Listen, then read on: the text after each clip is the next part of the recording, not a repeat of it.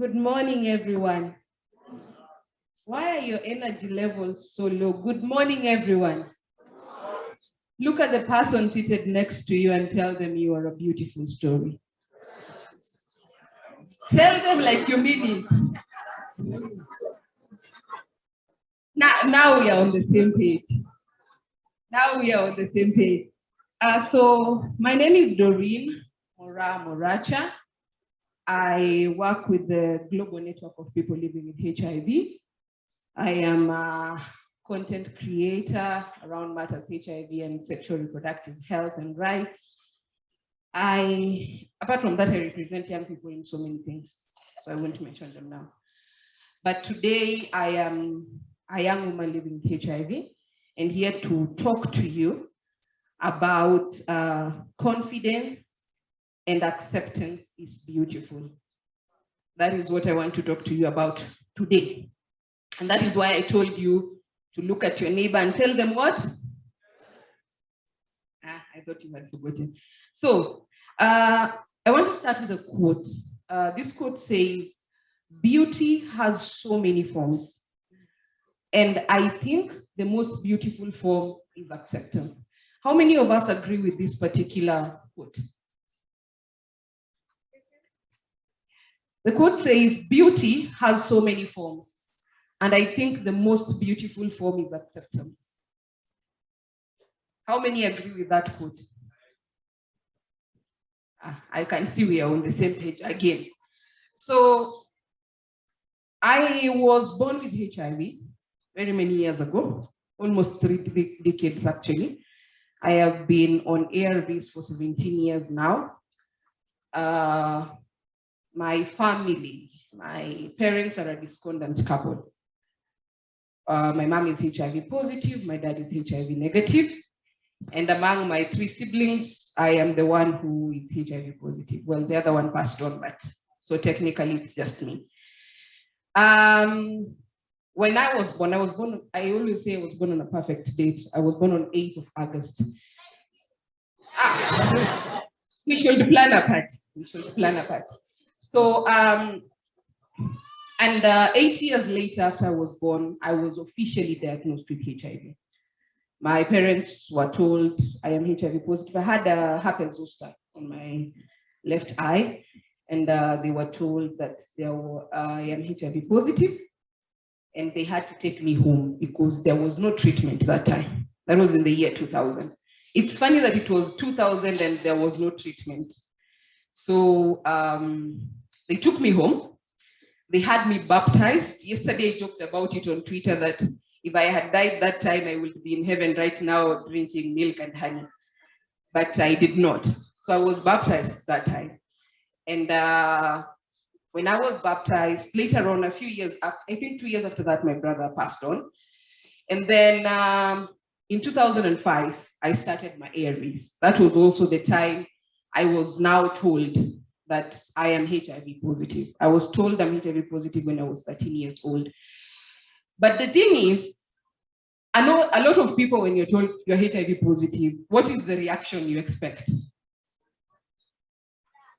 To die, right? So I think I was a very different kind of patient because in my mind, I thought every time my mom used to take me to hospital, she would buy me chips and chicken. So this was a guarantee that every month I get to eat what? Every month. I was a happy patient. The second thing was I would travel because of the stigma. We did not go to the hospital that was near. So we'll travel from Kisii all the way to Kericho because we knew hakuna vile tutapatana na mtu anatuchukua Kericho. Ngumu sana. But one time I met my neighbor there. So still, whatever we were running away from, we were got about the way we were just like hi, and that was it. And tukikutana mtaani atujuani maneno pale sisi ni kuchukua dawa tuende kukutoa pesa. So I was okay with my HIV status when I was disclosed to until 5 years later. How many of you have heard a story about Babu Waloliondo? So I am an alumni of Babu. I went to Babu Loliondo. I drank the cup. It did not have any taste. A lot of people ask me about the taste. It did not have any taste. It was just herbal medication. And I believed that I was HIV free, by the way. So I came back. I used to go to hospital, get my ARVs, store them at home because I was HIV free. So my viral load went up 70,000 copies. And you know things are bad when doctors start calling each other. Then you know things are not okay. And they asked me, Doreen, what is happening? Have you been taking a treatment? And I told them, yes. What is happening? They're telling me, your viral load is 70,000 copies. It was actually written in red. The viral load is 70,000 copies. I told them I do not understand. Maybe it is the time. I can work on the time. And actually I convinced them that it was the time. So I knew after this, they told me, if you come back and next time your viral load is high, they're taking you to second line. So I knew that if I go to second line, I am lowering my chances. So I stopped going to hospital altogether because I felt my Loliondo cure would work eventually. It had not worked so far, but it was going to work at some point. So I had gone with my mom. She had taken the Loliondo cup as well, but she got tested 3 months later and she was HIV positive still. And so she went back to treatment. She convinced me, let me tell you, almost all the counselors at our CCC talked to me. They will come to Nairobi, they will sit down with me and talk and talk and talk, and they'll be like, nimekusikia, itarudi. But I know very well I have no plans of going back to medication. So 2 years later, I stopped my treatment for 2 years. So 2 years later, opportunistic zikakuja kwa mpigo. So I had pneumonia and I also had herpes zoster again. And the doctor that treated me that time asked me, were you told that this treatment is for life? I told him yes, but I needed a holiday. Wangapi tumeshaienda drug holiday? Hakuna mtu atakuona. So I needed a holiday. Okay, he did not understand that part. But the thing is, when you're told you're going to take this treatment for the rest of your life, you do not imagine 17 years. You imagine 3, 4, 5 years, utakuwa na solution and that is it. But the thing is, I never imagined that I will be saying one day that I have been on treatment for 17 years. I was like, that is not it. So the reason why I went back to treatment that time was because I was in pain. I did not like the opportunistic infection, so I had to go back. And once I was back to normal, I interrupted my treatment again. But this time around, I was not like fully consistent. It was today I take, the other day I don't take. When I'm going to hospital, I balance the pills very nicely. So when they count, they're like, umekuwa kunywa dawa kabisa kila siku. Lakini there is another stock at home that I have not been taking. And by this time, I was doing a course in community development. So one time when I was doing my internship, I did my internship at the Teacher Service Commission. They have a wellness unit there. So we went to test people at a school, it's a higher education institution. And we were there for 3 days and nobody came to get tested for HIV. So we just seated at the tent. We wake up, we arrange the things, we are waiting. So on the third day, our boss came to the field and was like, why is it that these guys don't have any clients? So we told her, they are refusing to come. We would actually tell them the testing is free, come, know your status. So some of them would be like, mi hakuna kitu nimefanya. Mi najua status yangu. Sijaipimwa, lakini status ninajua, niko negative. So we tried to encourage them. Actually, after that, a few of them came. And then my boss tasked me to, before talking to them, tell them my story. Now, let me take you back to when I was disclosed to. The doctor was very, very specific. Never tell anyone you have HIV or you're living with HIV. And now my boss is telling me to tell people who do not know me that I am living with HIV. Do you see how it does not make sense? And now I have to tell these people, considering the first stigma that I faced was actually from my own relatives. So during those Kitambo times when people would put your utensils hapo kando, zikioshwa niko kwa jua kweli kweli, ziue virusi yote hapo ndani. And then I had a mattress in the sitting room so that I did not sleep with the others. Like, a lot of things were done very differently. And when they were doing that, I did not even know that I had HIV. So I looked at all those scenarios, and then I came back to my boss telling me to tell people I have HIV, and it did not make sense to me. But I still lied to her and told her, I will do that. In fact, that is a very good idea. At this point, I have not accepted my HIV status. I am 23 years old. I have lived with HIV for my whole life, but I have not reached that point of saying, I am HIV positive and I'm okay with it. So one time, I think I was kind of venting to a person I do not know, who happened to be an editor of the Daily Nation. So I wrote her an email, very long one, told her I'm living with HIV and all that, and I feel so bad, I have this disease. Then she decided to make it a story. So now, when I was sending the email at the back of my mind, I thought this is just one of those work emails and they are not going to read that. Then she was like, Doreen, I love your story. I want us to do a story. Now I was shocked, like, do I do this? Why not do this? But then I said, it is just a story. Anyway, nobody is going to read it. Nowadays, people don't read newspapers.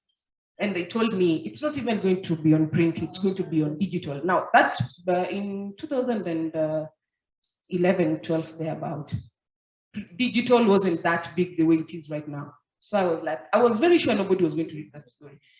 Then I left my email at the end. And then I received over 1,000 emails of people telling me their stories, of people telling me how they're living with HIV on their own. There's a lady, she's the CEO of WOFAC. She tells me the HIV journey is lonely. And actually, after I read all those emails, I realized how much that statement makes sense. Because at the end of the day, it is just you. You can go to the clinic and meet other people, yes, you can be in a support group, you can even be in a WhatsApp group, but at the end of the day, it always comes back to you. And the thing about acceptance is nobody teaches you acceptance. Even if you get cancelled by the best of the best, it still comes back to you are the one who teaches you acceptance. So my coming out publicly to speak about my HIV status helped me to now be confident that I am actually living with HIV and there is nothing wrong with me. Actually, that is when it dawned on me that there is nothing wrong with me. But the thing is, the people I will tell I have HIV. In fact, one of the things that worry young people a lot is the dating part. So one time I was left in Ngong. It was actually a day before Valentine's, which is very sad because Valentine's is supposed to be the day of love. So I was left. Okay, I told this person I'm living with HIV. And then this person did not believe me. You see this thing where you look at each other and you say, hata uka yuko na HIV. And then sasa mnaambia babe si unani trust. Alafu mna trustiana. So that's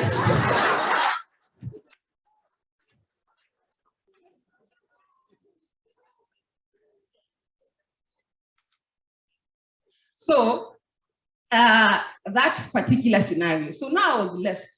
No. We went to a VCT. We got tested. We in fact told the person we found there, we don't need counseling. We just want the test and the results. So we were tested, we received our results. Of course, mine was a very strong positive.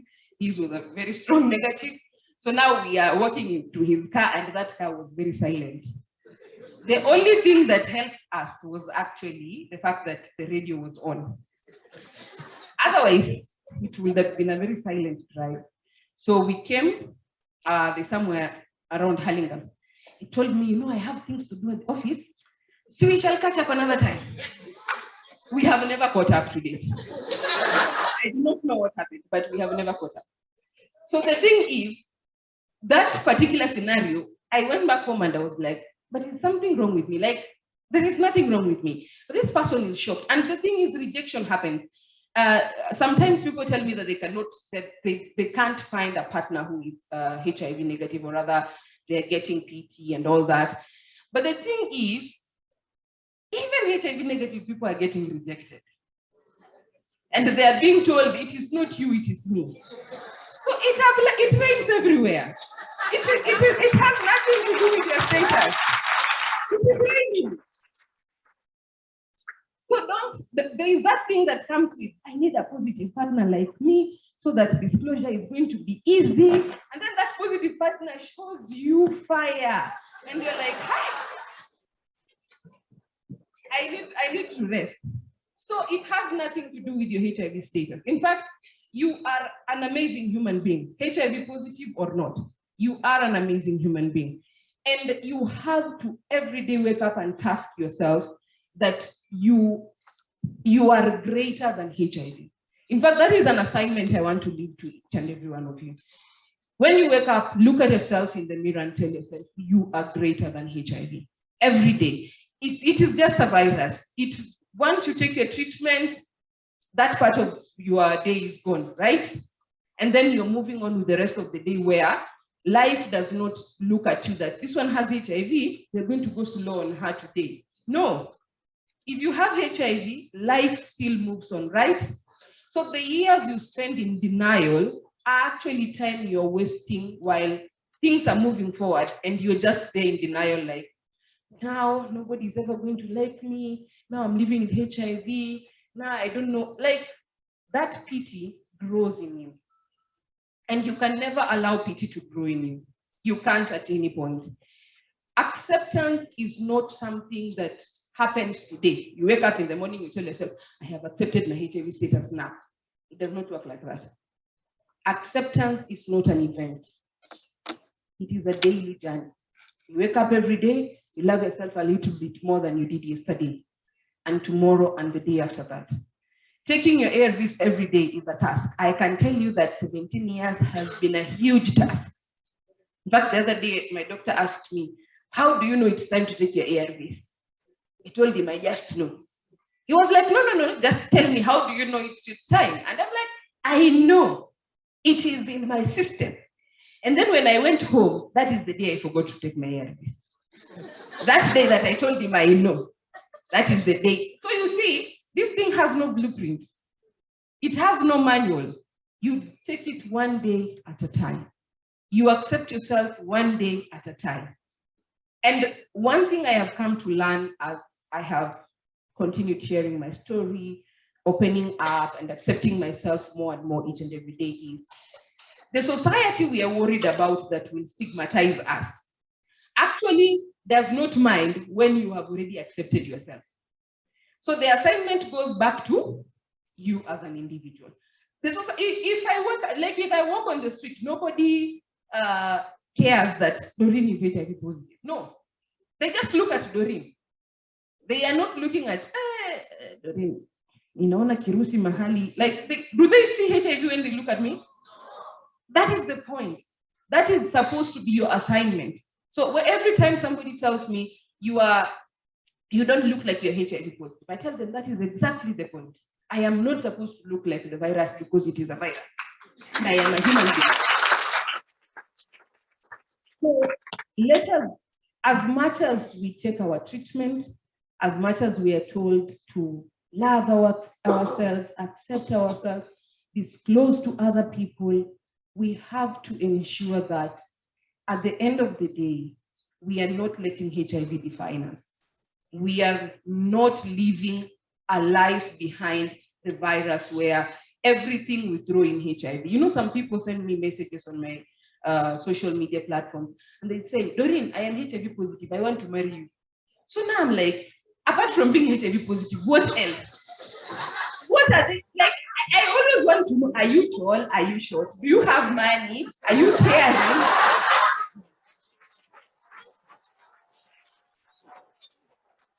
That cannot be the only qualification you have. It can't. It can't let you, I am HIV positive, now marry me. How? When we reach home, what are we going to do? So let us not put that as our only quality, right? You are a respectful human being, an awesome human being. You like traveling, you love sampling new restaurants. Like, have another personality, because being HIV positive is not a personality, right? So you can't just say, even some of them even say, because if you cannot marry me, get me a person to marry me. Now they have to be HIV positive like me. So what if they don't respect you? What if they are violent, right? What if they are like people who are unhappy with life?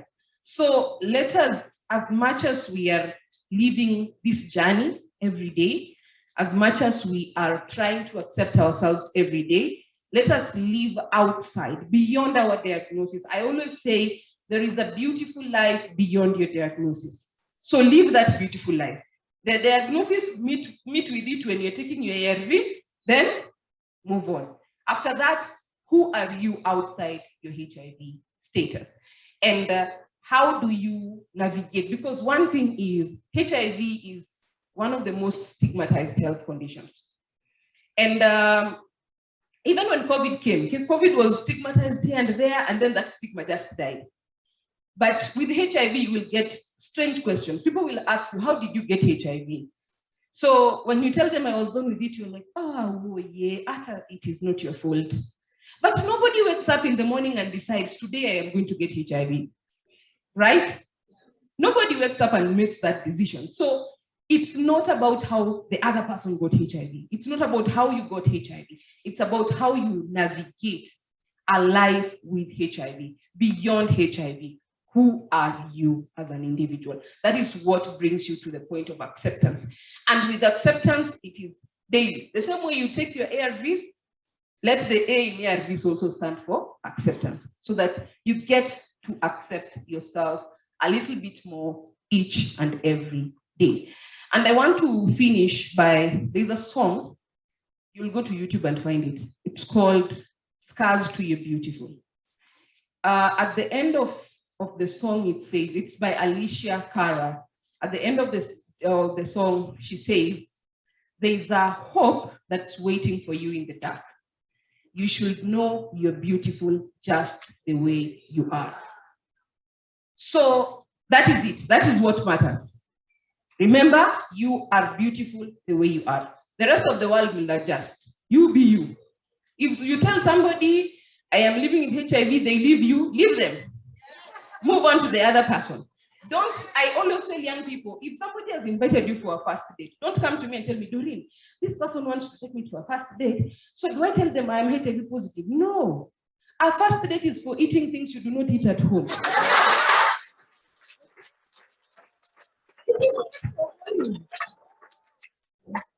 It is not for worrying about your HIV status.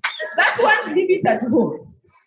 Go there, order things you have never seen on the menu. The second date is for that as well, ordering things you have never eaten. Now, on the third date, ask this person, but do you know your HIV status? Their response will actually help you on whether you are going ahead to disclose or not. But stop worrying that I am positive.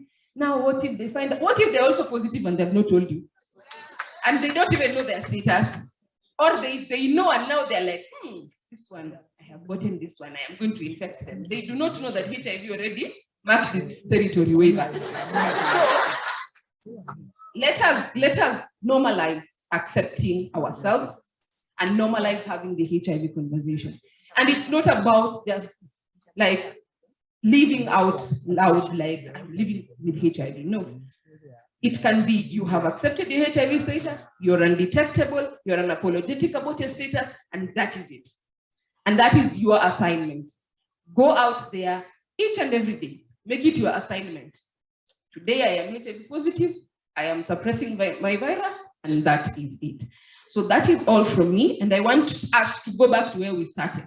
Look at the person next to you and tell them. Tell them. Thank you.